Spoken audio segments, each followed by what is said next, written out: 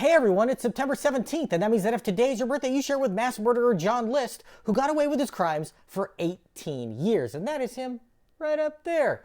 List was born in Michigan in 1925 and was raised in a deeply religious Lutheran family. In 1943, he enlisted in the Army and served in World War II, being discharged in 1946 at the end of the war, after which he attended the University of Michigan, earning a master's degree in accounting.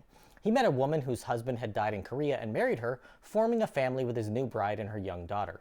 In 1960, they left Michigan for New York when List was offered a position by Xerox, by which time his wife had developed a heavy drinking problem. 5 years later, he took a job at a bank in New Jersey, moving his family into a 19-room Victorian mansion in the town of Westfield. By this time, the family had grown to include his wife, their 3 children, and his mother, all of whom lived in the spacious home. List had become increasingly religious over the years as a means of coping with his wife's drinking and the financial pressure he was under, and after losing his job, he snapped. On November 9th, 1971, List sent the kids off to school, then shot his wife in the back of the head, followed by shooting his mother in her left eye. When 2 of the kids returned home from school, they were both shot in the back of the head.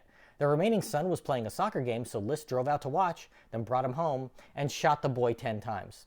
He wrote a letter to his pastor revealing his financial troubles and said that the 70s were a sinful time, and that by killing his family he would ensure that they ended up in heaven because they wouldn't have a chance to sin.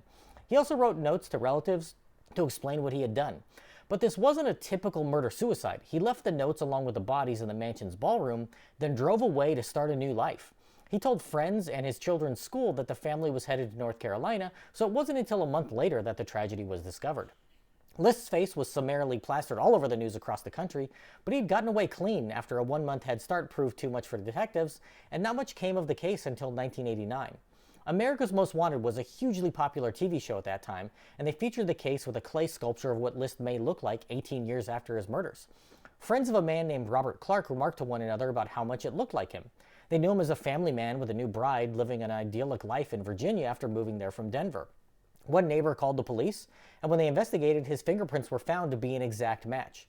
After initial denials that lasted months while awaiting trial, he ultimately came clean and confessed. List was sentenced to life in prison, where he died in 2008. He was the inspiration for the character of Kaiser Soze in The Usual Suspects, and Robert Blake played him in the 1993 film Judgment Day, the John List story, giving him valuable experience in getting away with murder. List also faced some suspicion that he was the famed plane hijacker D.B. Cooper, but no evidence has been found to tie him to that crime. If this is your birthday, I hope you have a great day.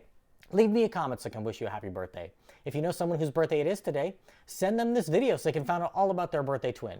And to John List, I say, happy birthday, you bastard.